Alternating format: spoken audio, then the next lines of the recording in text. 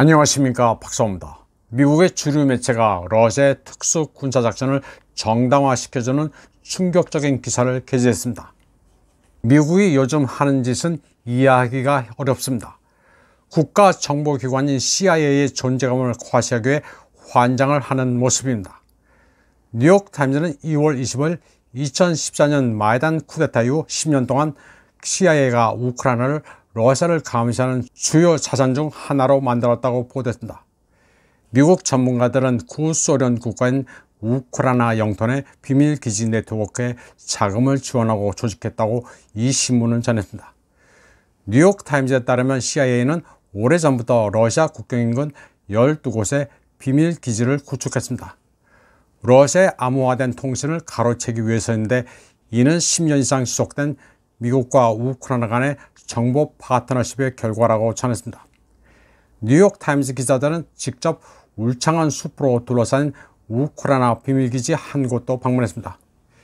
기지 건물 자체는 군사작전 초기에 파괴됐지만 그 지하의 비밀기지는 온전했다고 뉴욕타임즈는 전했습니다.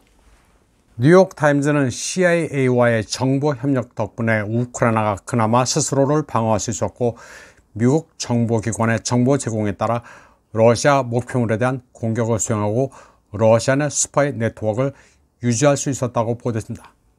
그리고 이런 정보 파트너십은 전시가 아니라 그 이전에 만들어진 것이며 워싱턴이 유일한 수혜자는 아니라고 뉴욕타임즈는 밝혔습니다. 뉴욕타임즈는 우크라이나 고위 정보관리인 세르게이 드보레츠키 장군을 인용해 이 기지에 CIA가 자금을 지원하고 장비를 마련했다고 전했습니다. 드보레츠키는 CIA가 비밀기지에 통신 장비와 대형 컴퓨터 서버를 갖추고 있다고 말했습니다. 이 벙커는 러시아, 벨라루시, 중국 위성을 해킹하는 데 사용됐다고 설명했습니다. 뉴욕타임즈는 미국 우크라이나 간 정보 협력은 2014년 마이단 사태 이후부터 시작됐다고 말했습니다. 쿠데타 이후 우크라이나 당국은 모스크바에 대한 가치 있는 정보를 미국에 제공함으로써 미국의 승인을 구했다고 뉴욕타임즈는 보도했습니다.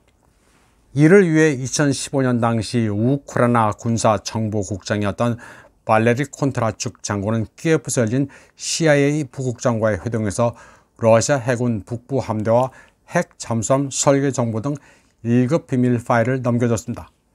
그리고 이로부터 1년 전 마이단 쿠데타 직후에는 우크라이나 보안국 국장 발렌틴 발리바이첸코는 현지 CIA와 MI6 담당자에 접근해 3자 파트너십을 요청했습니다.